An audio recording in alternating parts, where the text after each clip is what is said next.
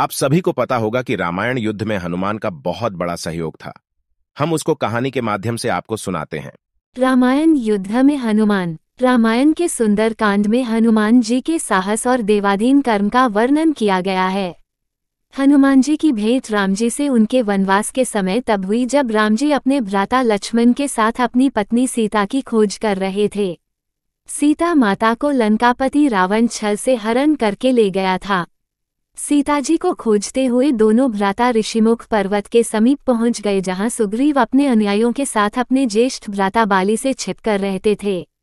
वानर राज बाली ने अपने छोटे भ्राता सुग्रीव को एक गंभीर मिथ्याबोध के चलते अपने साम्राज्य से बाहर निकाल दिया था और वो किसी भी तरह से सुग्रीव के तर्क को सुनने के लिए तैयार नहीं था।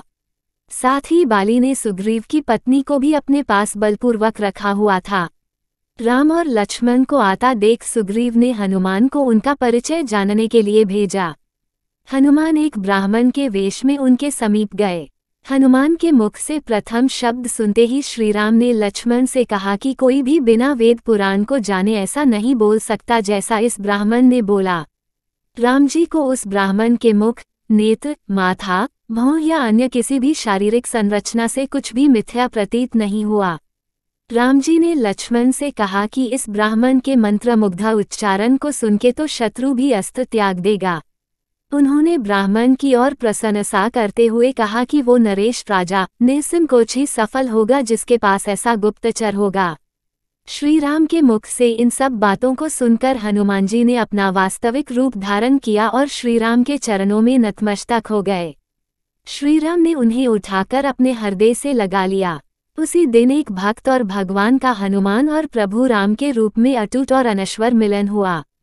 तत्पश्चात हनुमान ने श्रीराम और सुग्रीव की मित्रता करवाई।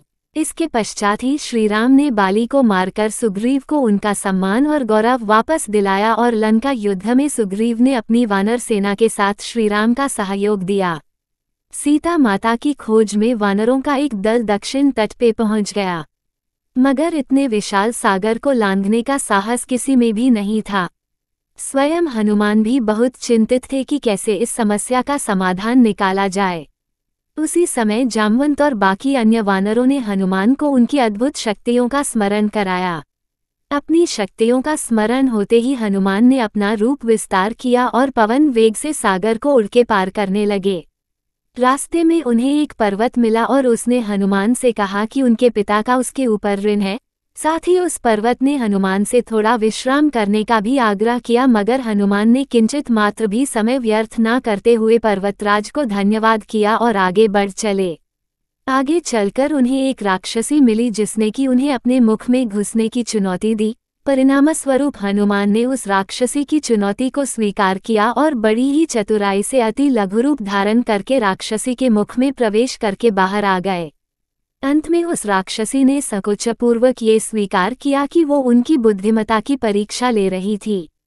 आखिरकार हनुमान सागर पार करके लंका पहुंचे और लंका की शोभा और सुंदरता को देखकर आश्चर्यचकित रह गए। और उनके मन में इस बात का दुख भी हुआ कि यदि रावण नहीं माना तो इतनी सुंदर लंका का सर्वनाश हो जाएगा। तत्पश्चात हनुमान ने अशोक वाटिका में सीता जी को देखा और उनको अपना परिचय बताया। साथ ही उन्होंने माता सीता को सांत्वना दी और साथ ही वापस प्रभु श्रीराम के पास साथ चलने का आग्रह भी किया, मगर माता सीता ने ये कहकर अस्वीकार कर दिया कि ऐसा होने पर श्रीराम के पुरुषार्थ को ठेस पहुंचेगी।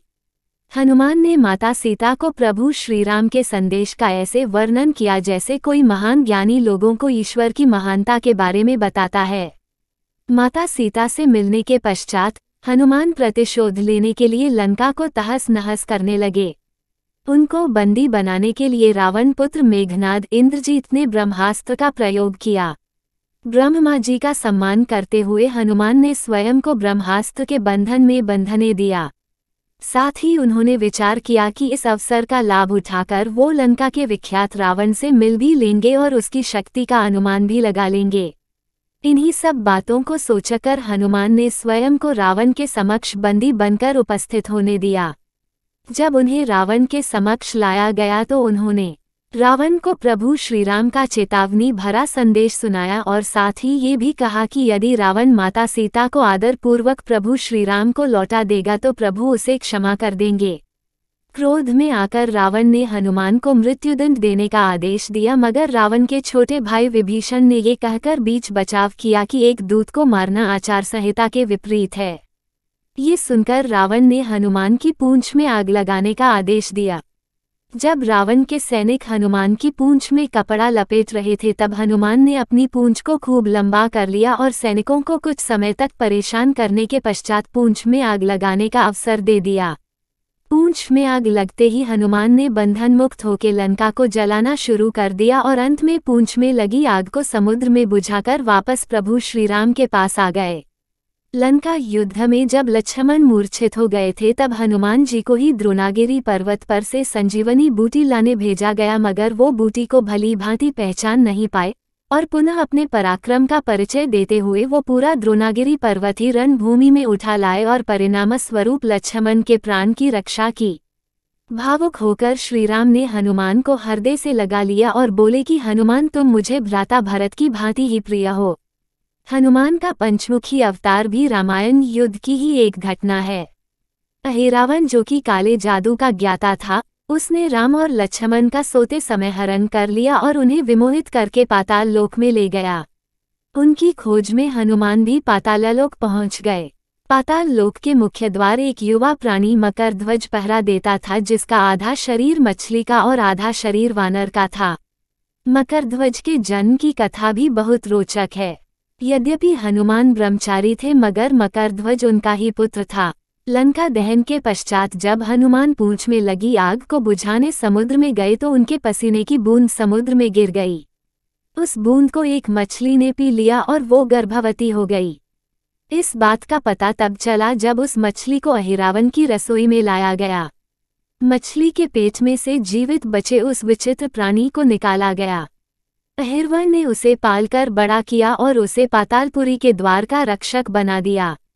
हनुमान इन सभी बातों से अनभिज्ञ थे। यद्यपि मकरध्वज को पता था कि हनुमान उसके पिता हैं, मगर वो उन्हें पहचान नहीं पाया क्योंकि उसने पहले कभी उन्हें देखा नहीं था। जब हनुमान ने अपना परिचय दिया तो वो जान गया कि ये मेरे पिता हैं, मगर फिर भी उसने हनुमान के साथ युद्ध करने का निश्चय किया क्योंकि पातालपुरी के द्वार की रक्षा करना उसका प्रथम कर्तव्य था। हनुमान ने बड़ी आसानी से उसे अपने अधीन कर लिया और पातालपुरी के मुख्य द्वार पर बांध दिया। पातालपुरी में प्रवेश करने के पश्चात हनुमान ने पता लगा लिया कि अहिरावण का वध करने के लिए उन्हें 5 दीपकों को एक साथ बुझाना पड़ेगा। अतः उन्होंने पंचमुखी अवतार श्री वराह, श्री नरसिम्हा, श्री गरुण, श्री हयग्रीव और स्वयं धारण किया और एक साथ में 5 दीपकों को बुझाकर अहिरावण का अंत किया।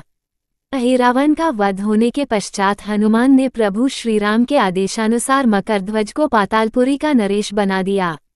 युद्ध समाप्त होने के साथ ही श्रीराम का 14 वर्ष का वनवास भी समाप्त हो चला था। तभी श्रीराम को स्मरण हुआ कि यदि वो वनवास समाप्त होने के साथ ही अयोध्या नहीं पहुंचे तो भरत अपने प्राण त्याग देंगे। साथ ही उनको इस बात का भी आभास हुआ कि उन्हें वहां वापस जाने में अंतिम दिन से थोड़ा विलंब हो जाएगा। इस बात को सोचकर श्रीराम चिंतित थे, मगर हनुमान ने अयोध्या जाकर श्रीराम के आने की जानकारी दी और भरत के प्राण बचाकर श्रीराम को चिंता मुक्त किया। अयोध्या में राज्याभिषेक होने के बाद प्रभु श्रीराम ने उन सभी को सम्मानित करने का निर्णय लिया जिन्होंने लंका युद्ध में रावण को पराजित करने में उनकी सहायता की थी। उनकी सभा में एक भव्य समारोह का आयोजन किया गया जिसमें पूरी वानर सेना को उपहार देकर सम्मानित किया गया। हनुमान को भी उपहार लेने के लिए बुलाया गया। हनुमान मंच पर गए मगर उन्हें उपहार की कोई जिज्ञासा नहीं थी। हनुमान को ऊपर आता देखकर भावना से अभिप्लुत श्रीराम ने उन्हें गले लगा लिया और कहा कि हनुमान ने अपनी निश्चल सेवा और पराक्रम से जो योगदान दिया है उसके बदले में ऐसा कोई उपहार नहीं है जो उनको दिया जा सके। मगर अनुराग स्वरूप माता सीता ने अपना एक मोतियों का हार उन्हें भेंट किया। उपहार लेने के उपरांत हनुमान माला के एक एक मोती को तोड़कर देखने लगे। ये देखकर सभा में उपस्थित सदस्यों ने उनसे इसका कारण पूछा तो हनुमान ने कहा कि वो ये देख रहे हैं मोतियों के अंदर उनके प्रभु श्रीराम और माता सीता हैं कि नहीं, क्योंकि यदि वो इनमें नहीं है तो इस हार का उनके लिए कोई मूल्य नहीं है। ये सुनकर कुछ लोगों ने कहा कि हनुमान के मन में प्रभु श्रीराम और माता सीता के लिए उतना प्रेम नहीं है जितना कि उन्हें लगता है। इतना सुनते ही हनुमान ने अपनी छाती चीर के लोगों को दिखाए और सभी ये देखकर स्तब्ध रह गए कि वास्तव में उनके हृदय में प्रभु श्रीराम और माता सीता की छवि विद्यमान थी। इसीलिए कहते हैं कि भगत के बिना भगवान अधूरा है और भगवान के बिना भगत अधूरा है। अगर आपको राम भक्त हनुमान की कहानी अच्छी लगी तो वीडियो को लाइक और चैनल को सब्सक्राइब जरूर करें।